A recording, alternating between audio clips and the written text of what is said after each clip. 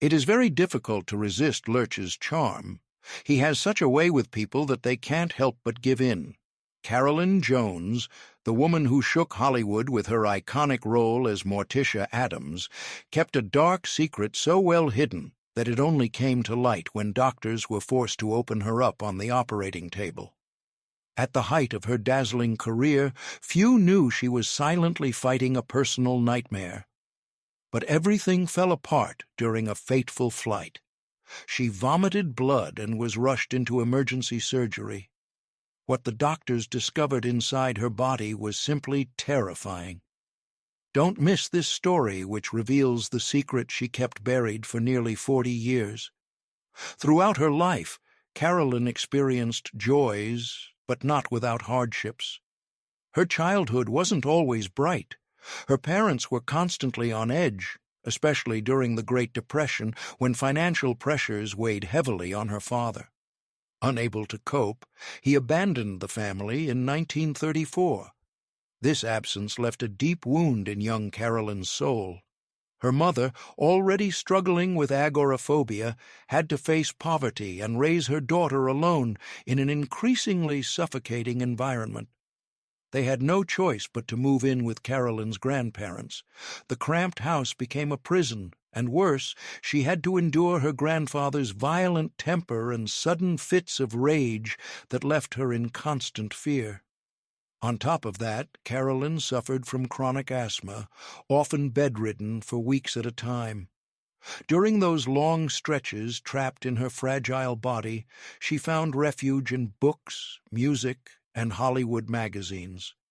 Those glossy, star-filled pages became her window into another world, a world of beauty, brilliance, and endless opportunity. In that dream world, she was no longer a sickly, frail child, but a radiant star on the silver screen. From that silent yearning was born her dream of one day becoming a true movie star.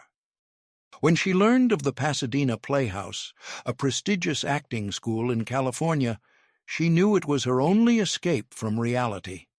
Determined, in 1947, at 17 years old, she enrolled there. At the Playhouse, she not only studied acting, but also found her first love. In August 1949, she met Don Donaldson. The romance between the 19-year-old and the 27-year-old blossomed quickly. After a year of dating, they married in 1950.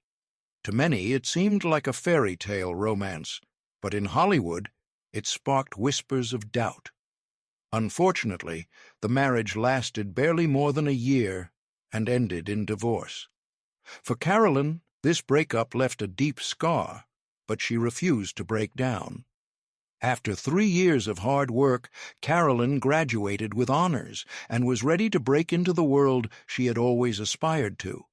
But Hollywood proved ruthless. She quickly understood that talent alone was insufficient. In an industry obsessed with appearance, her roles depended more on her looks and rigid beauty standards than her honed artistic skills.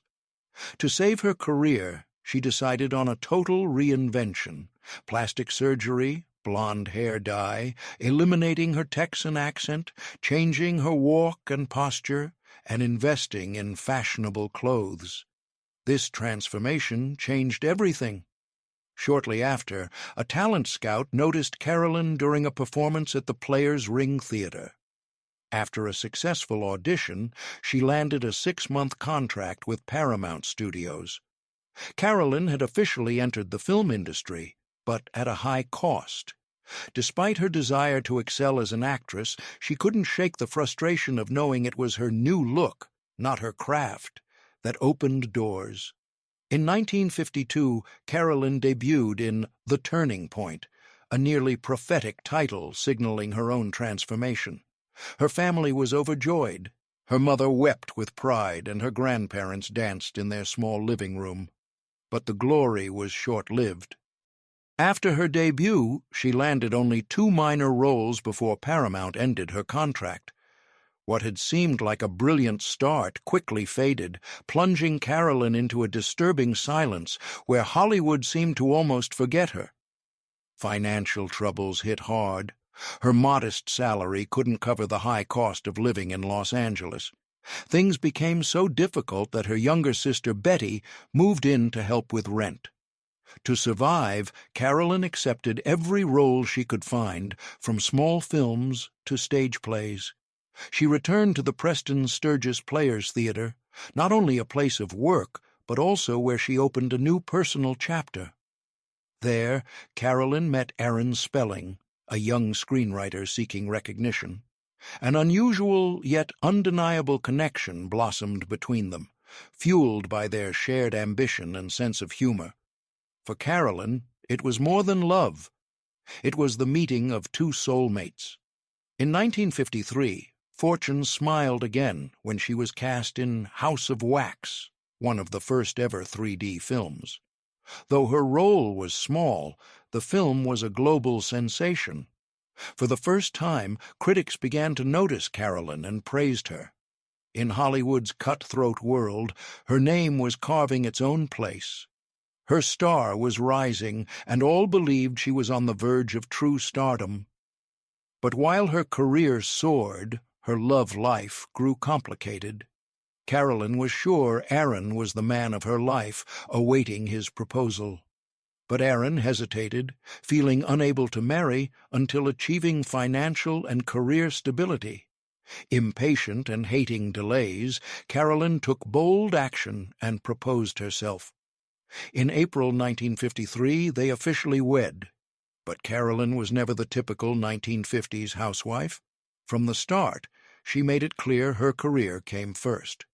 Having children just to fulfill a woman's role was unfair to her. She openly admitted she didn't want motherhood to overshadow her artistic ambitions, a bold, almost rebellious choice for the era.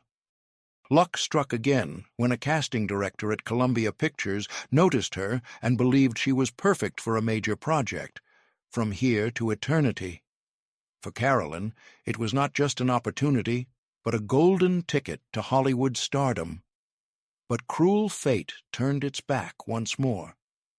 The night before the crucial audition, Carolyn was struck by a high fever caused by pneumonia. Hospitalized in critical condition, she lost the role to Donna Reed, who won the Oscar for it. This heartbreak haunted her for a long time. She wondered, if I'd been healthy that day, how different would my life be? The disappointment plunged her into a deep crisis. She feared her moment of glory had passed forever. Subsequent roles were minor and largely ignored. Then, an unexpected spark appeared during a bachelorette party. Carolyn made a daring choice. She cut off her long hair, dyed it dark, and reinvented herself entirely. Though her screen time was only 8 minutes, each second was electrifying. Critics showered her with praise, journalists rushed for interviews, and remarkably, she earned an Oscar nomination for Best Supporting Actress. It was a tremendous joy tinged with bitterness. At the Oscars, Carolyn nervously awaited her name, but victory went to Moshi Umechi. She left the theater honored but trophyless. That night ignited a new determination in her to prove her worth. In 1958, she starred opposite Elvis Presley in King Creole, his last film before Army service. Ironically, Carolyn had a 39-degree fever and asked to skip the kissing scene, to which Elvis joked it might save him from military duty, causing laughter on set.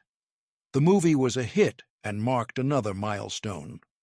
Despite growing fame, Carolyn was often typecast in quirky supporting roles. When given the script for Career, she firmly demanded the romantic lead, leaving quirky cameos to Shirley Mlan. Carolyn wanted to prove she could be a true leading lady, not merely an ornament. Life rarely follows a script. The film was a box office flop, but received praise for Carolyn's nuanced performance.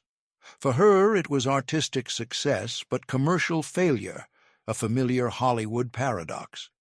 Behind the scenes, Carolyn immersed in Hollywood glamour, marrying Aaron Spelling and building a lavish mansion filled with furs and jewels. Publicly radiant, but major scripts dwindled.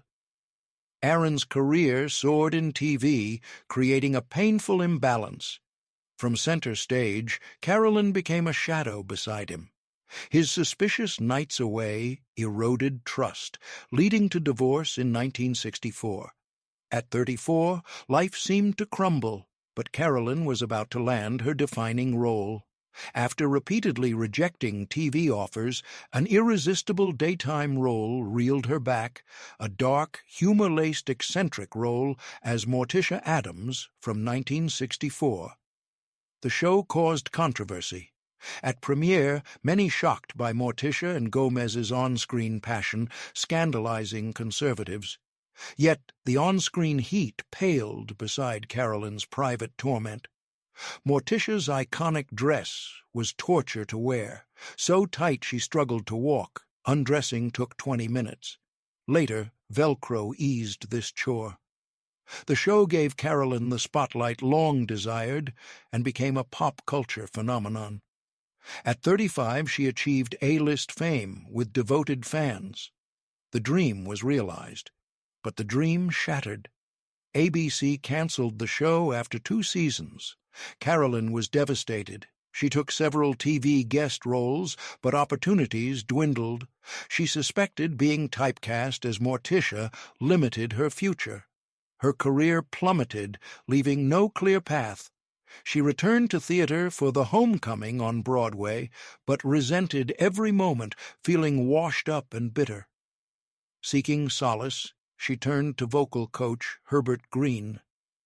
Their bond grew into romance, marrying in December 1968. Friends disapproved, finding Green odd and unpleasant. He persuaded her to quit acting and move to Palm Springs. Isolated, her once bright life dimmed. After 7 years at 46, she realized she couldn't live without the stage lights. She bravely ended the suffocating marriage and returned to Los Angeles. Few expected the public to remember her, but her fans' love endured. She returned to TV guest spots, stage productions, rediscovering pride and artistry. Theater brought new love. Peter Bailey Britton, a passionate colleague. Their relationship blossomed, renewing her hope for lasting happiness. Yet fate was cruel. On a flight to Los Angeles, she suddenly became gravely ill, vomiting blood. At the hospital, doctors removed most of her stomach. Diagnosis: advanced colon cancer. At 51, she chose secrecy, enduring surgery and exhausting chemo, refusing pity. Her condition briefly improved. She returned forcefully to soap operas. Acting was more than a job. It was her reason for living. "Until my last breath, I want to be an actress," she declared. Hope dimmed when cancer returned, but she soldiered on, filming scenes seated in a wheelchair. Beneath makeup, lace cap, and chemotherapy ribbon, she carried the proud aura of a true star. In September 1982, Carolyn married Peter in a simple, deeply emotional ceremony. Radiant and strong, she defied her ravaged body. It affirmed love and pride of a woman who captivated millions. Less than a year later, in July 1983, Carolyn fell into a coma at home and died August 3rd, aged 53. Before dying, she willed Morticia's costume and wig to the Academy of Motion Picture Arts and Sciences. Her widower, Peter, entrusted the original Addams family scripts to UCLA. Morticia Addams and Carolyn Jones remain enduring symbols of mysterious beauty, talent, and unyielding strength against fate.